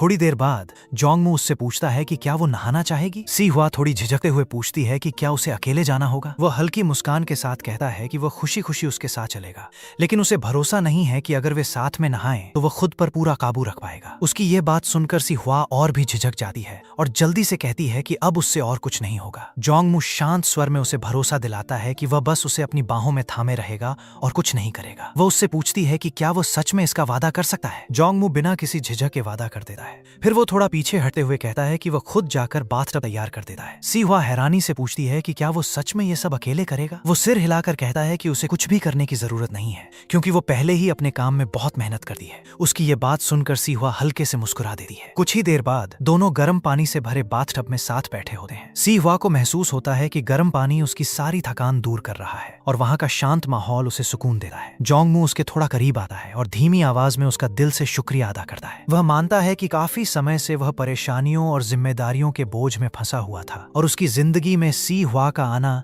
किसी अनमोल तोहफे जैसा है। सी हुआ उसकी बात ध्यान से सुनती है, फिर नरम आवाज में जवाब देती है कि वो भी उसकी आभारी है, क्योंकि वो भी बिल्कुल ऐसा ही महसूस करती है। ये सुनकर जोंगमू राहत भरी मुस्कान के साथ उसे अपने करीब खींच लेता है और कहता है कि ये सुनकर उसे बहुत खुशी हुई। कुछ पल की खामोशी के बाद वो प्यार से उसके चेहरे को छूता है और थोड़ा झुककर उसके होठों पर हल्का सा किस कर देता है। तभी अचानक सी हुआ के पेट से हल्की सी आवाज आती है। दोनों एक पल के लिए रुक जाते हैं और जोंगमू अपनी हंसी नहीं रोक पाता। शर्म से सी हुआ अपना सिर झुका लेती है और उससे कहती है कि वो हंसे नहीं, क्योंकि उसे बहुत शर्मिंदगी महसूस हो रही है। वह उसी को दोष देते हुए कहती है कि उसने उसकी सारी ताकत ही खत्म कर दी है। उसकी बात सुनकर जोंगमू मुस्कुरा देता है और कहता है कि वह उसे ऐसे चेहरे से मत देखा करे, क्योंकि इससे उसका फिर से उसे किस करने का मन करता है। सी हुआ हल्की नाराजगी में पूछती है कि क्या उसे हर बार ऐसे ही मजाक करना जरूरी लगता है। जोंगमू ईमानदारी से जवाब देता है कि उसने जो भी कहा वह सच कहा। नहाने के बाद सी हुआ बाहर निकलती है और खुद को सुखाने लगती है। तभी अचानक उसका फोन बज उठता है। स्क्रीन पर नजर डालते ही उसे पता चलता है कि डायरेक्टर पार का कॉल है। वो तुरंत फोन उठाती है और शांत स्वर में उनसे बात करने लगती है। इसी दौरान चलते चलते उसका पैर पास में रखे हुए एक डिब्बे से टकरा जाता है। जैसे ही जोंगमू ने डिब्बे को थोड़ा सा खोला,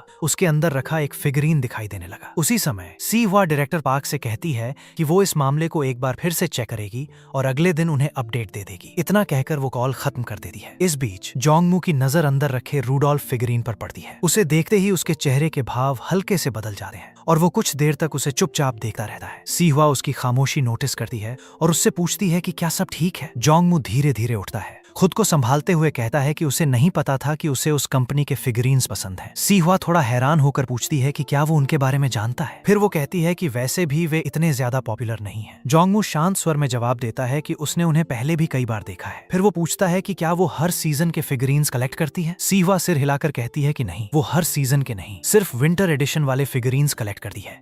इसके बाद जोंगमू उससे पूछता है कि क्या कोई खास फिगरीन है जिसे वो चाहती है। सी हुआ बिना झिझक सिर हिलाकर कहती है कि उसे रूडोल्फ चाहिए। उसका जवाब सुनकर जोंगमू एक पल के लिए चौंक जाता है। वो धीरे से जोड़ती है कि उसे सभी डिजाइन्स में रूडोल्फ सबसे ज्यादा क्यूट लगता है। माहौल बदलता देखकर जोंगमू बात बदलने की कोशिश करता है और उससे पूछता है कि क्या उसे भूख लगी है। वो कहता है कि अगर उसे कुछ खाना हो तो उसे बता दे। सी हुआ तुरंत मना कर देती है और कहती है कि वो उसके लिए कुछ बना सकती है, लेकिन जोंगमू विनम्रता से मना कर देता है और कहता है कि इसकी जरूरत नहीं है। अगले दिन जोंगमू अपनी डेस्क पर बैठा कुर्सी पर अपनी उंगलियां बेचैनी से थपथपा रहा होता है। उसके दिमाग में वही फिगरीन बार बार घूम रहा था जिसे उसने पिछली रात देखा था। उसे यकीन ही नहीं हो रहा था कि सी हुआ के पास वो फिगरीन हो सकता है और यही बात उसके मन को लगातार बेचैन किए जा रही थी। वो धीरे से एक लंबी सांस लेता है और फिर अपना ध्यान दोबारा काम पर लगाने की कोशिश करता है। तभी मिसेस चा उसे आवाज देती हैं। वो कहती हैं कि वो उसके लिए कुछ बनाने का सोच रही थी और पूछती हैं कि उसे क्या खाना है। जोंगमू शांति से मना कर देता है और कहता है कि वो ठीक है, अपने खाने का इंतजाम खुद कर सकता है। फिर वो हल्के अंदाज में कहता है कि उसने उन्हें अपना क्रेडिट कार्ड दे रखा है, लेकिन फिर भी वो सेल लगने पर ग्रोसरी शॉपिंग करने चली जाती हैं। मिसेस चा हल्की मुस्कान के साथ जवाब देती हैं कि खाने पर बहुत ज्यादा पैसे खर्च करना उन्हें फिजूल लगता है, क्योंकि वो अपनी पुरानी आदतें इतनी आसानी से नहीं छोड़ सकती। वो आगे बताती हैं कि इस वीकेंड वो अपने होटल में ही रुकने वाली हैं। फिर मुस्कुराते हुए कहती हैं कि जब वो उनसे मिलने आएगा तो वो उसके लिए स्टर फ्राइड एंचोवीज बनाएंगी, क्योंकि उन्हें पता है कि ये उसकी पसंदीदा डिश है। ये सुनते ही जोंगमू अपनी आंखों पर हाथ रख लेता है और उसके चेहरे का भाव एक पल के लिए बदल जाता है। वो धीमी आवाज में कहता है कि ये तो पहले ह्यून योंग की पसंदीदा डिश हुआ करती थी। फिर वो तुरंत बात बदल देता है और मिसेस चा से कहता है कि वह उसके लिए खाना बनाने की तकलीफ न करें और बस कोरिया में अपना समय अच्छे से बिताएं। कुछ देर बाद ताएगून शॉपिंग करने के लिए बाहर निकलता है और पूरे आत्मविश्वास के साथ अंदर जाता है। उसके आते ही कई कर्मचारियों का ध्यान उसकी तरफ चला जाता है और वे उसकी तरफ प्रशंसा भरी नजरों से देखने लगते हैं। वो केल्बेमास सेक्शन की तरफ बढ़ता है। तभी उसकी नजर कुछ देर के लिए सोल्हा पर पड़ती है, जो पूरी तन्मयता से एक गिफ्ट चुनने में लगी हुई थी। वो अपने ही ख्यालों में खोई हुई थी और सोच रही थी कि हर आउटफिट जोंगमू पर कैसा लगेगा। ये सोचकर वो हल्की शर्मिंदगी में अपना सिर हिला देती है। वो खुद को समझाती है कि उसे इस तरह नहीं सोचना चाहिए, लेकिन उसके मन में वही ख्याल बार बार लौट आते हैं। फिर वो सोचने लगती है कि उसके लिए कौन सा गिफ्ट सबसे सही रहेगा। उसी समय उसे याद आता है कि पिछले साल जोंगमू ने उसे अपने सारे बर्थडे गिफ्ट्स वापस कर देने के लिए कहा था। उसने समझाया था कि अगर उसने एक बार गिफ्ट्स लेना शुरू कर दिया तो ये कभी खत्म नहीं होगा, इसलिए उसने उससे इस बारे में एक नोटिस जारी करने के लिए कहा था। उस समय उसने उसकी बात मान ली थी, जबकि उसने खुद भी उसके लिए एक गिफ्ट खरीदा था। अब उसे याद आया कि उसी पॉलिसी की वजह से वो उसे अपना गिफ्ट कभी दे ही नहीं पाई। लेकिन अब सब कुछ अलग था। अब वो सिर्फ उसकी एम्प्लॉय नहीं रही थी, अब वो उसकी गर्लफ्रेंड थी और ये सोचकर वो एक साथ घबराहट और खुशी दोनों महसूस करने लगी। तभी उसकी सोच टूट जाती है जब ताएगून उसके चेहरे के भाव देकर हल्का सा हंस पड़ता है। वो उसके पास आता है और सहज अंदाज में पूछता है कि वो ये कपड़े किसके लिए चुन रही है। फिर मजाक में पूछता है कि क्या ये उसके बॉयफ्रेंड के लिए है, लेकिन उसकी बात सी हुआ के कानों तक भी नहीं पहुंचती, क्योंकि तभी उसका फोन बज उठता है। वो जल्दी से उससे माफी मांगते हुए कहती है कि वो अभी वापस आती है और वहां से चली जाती है। ताएगून उसे पूरी तरह नजरअंदाज करके जाते हुए देखकर थोड़ा हैरान रह जाता है। बाहर बाहर सी हुआ की मुलाकात यून शिम से होती है। यून शिम हल्का सा अंगड़ाई लेते हुए कहती है कि बाहर की ताजी हवा में आकर कितना अच्छा लग रहा है। इस पर सी हुआ उससे पूछती है कि क्या आज बहुत सारे कस्टमर्स आ गए थे। यून शिम तुरंत अपनी नाराजगी जाहिर करते हुए बताती है कि ये कस्टमर बार बार ये जिद कर रहा था कि प्रोडक्ट बिल्कुल नया है, जबकि साफ दिखाई दे रहा था कि उसका इस्तेमाल हो चुका था। वो आगे कहती है कि उस कस्टमर ने यह भी दावा किया कि प्रोडक्ट में फॉल्ट है, जिससे पूरी सिचुएशन और भी परेशान करने वाली हो गई। फिर यून शिम बताती है कि वो कस्टमर कोई और नहीं बल्कि टेकैंग ग्रुप का सबसे बड़ा बेटा ताएगून था। ये सुनते ही सी हुआ को जोंगमू की एंगेजमेंट से जुड़ी अफवाहें याद आ जाती हैं। ये ख्याल आते ही वो कुछ पल के लिए उदास हो जाती है। यून शिम तुरंत कहती है कि असली बात वो नहीं थी। फिर वो बताती है कि एक नई लिमिटेड एडिशन वॉच आई थी और ताएगून उसे खरीदने आया था। सी हुआ पूछती है कि क्या वो वॉच उस पर अच्छी लगती है। यून शिम सिर हिलाकर कहती है कि हाँ, वो उस पर काफी अच्छी लगती है। यून शिम मजाक में ये भी कहती है कि वो बिल्कुल किसी प्रिंस की तरह चलता है और जोंगमू जितना ही हैंडसम है। ये सुनते ही सी हुआ तुरंत उसकी बात से इनकार कर देती है और पूरे यकीन के साथ कहती है कि किसी की भी जोंगमू से तुलना नहीं हो सकती, क्योंकि उसके लिए जोंगमू दुनिया का सबसे हैंडसम आदमी है। तभी पीछे से एक आवाज आती है